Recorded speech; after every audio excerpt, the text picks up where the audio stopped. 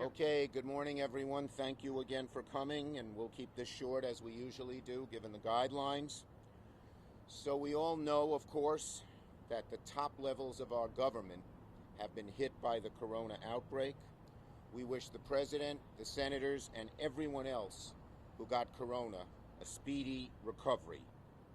Now, but it shouldn't be as a surprise. A new ABC poll just came out this morning. 3 out of 4 Americans doubt that President Trump took the threat of COVID-19 seriously enough to his health and to the American people's health. And why might they think that? Well, look at this super spreader photo. This is Amy Coney Barrett's ceremony at the White House. Loads of people sitting very closely together for long periods of time with no masks, most of them. In fact, when they went inside, they were encouraged to take off their masks, even though being inside is more damaging than being outside. So we're here today to talk about 2 people who have to take COVID seriously, more seriously, and act on it. The first is Mitch McConnell.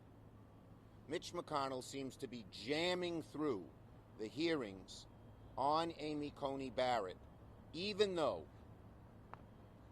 3 senators have COVID, even though he has said it's not safe for the Senate to meet in session, but it's okay to have the hearings. It makes no sense. If it's not safe for the Senate to meet in session, it's not safe for the hearings to go forward.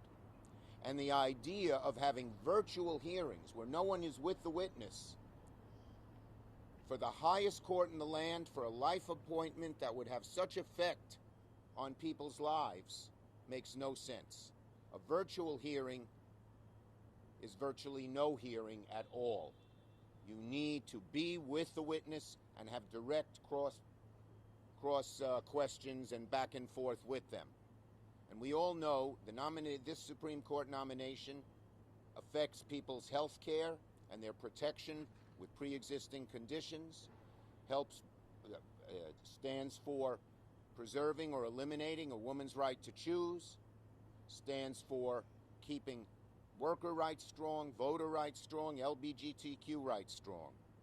So for Mitch McConnell to go ahead with the hearing endangers the safety not only of senators, but of staff who work diligently on the Hill, and they ought to be delayed. There is no reason on God's green earth why these shouldn't be delayed, other than an effort to rush a witness through in an inadequate hearing where people can't even see the witness face to face. So we are demanding today, along with millions of Americans and many, many groups, that the hearings be postponed. If McConnell believes they should be postponed in the Senate, they should be postponed at the hearing level. The second point is the president. We need full transparency. We all know the president's cavalier attitude towards COVID, towards masks, towards social distancing has endangered many people, including himself, as again this picture shows. But it happened over and over and over again. So now, at the very minimum, we need full transparency. We need to know exactly the level of the president's health. We have to know who else got COVID, how severely they have it. That applies to the senators, that applies to the workers in the White House and all the top-level people at the White House. When you don't have full transparency, when there's cover-ups, contradictory statements, even lying about something as vital to the nation's security as the president's health, the nation is severely endangered. We know that President Trump has a penchant for not telling the truth.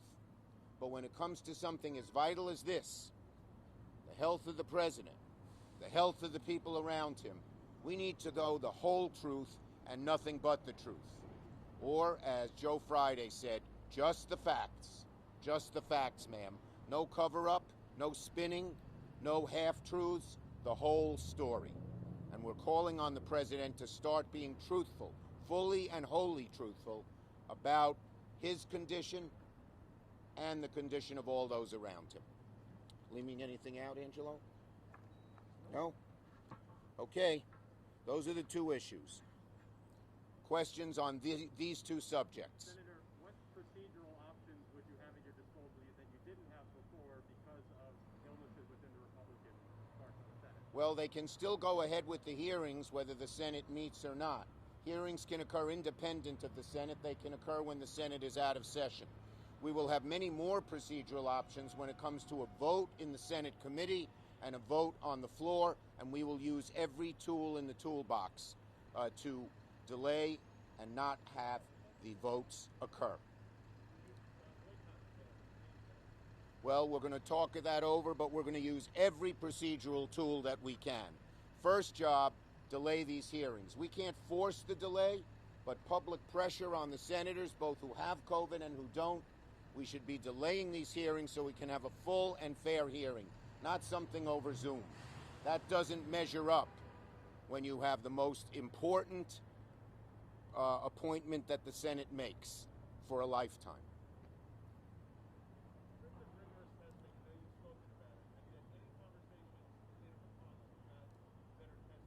I have asked McConnell repeatedly that all senators get tested and all our staffs get tested, and so far he has not gone along with it, and I think he is very, very wrong.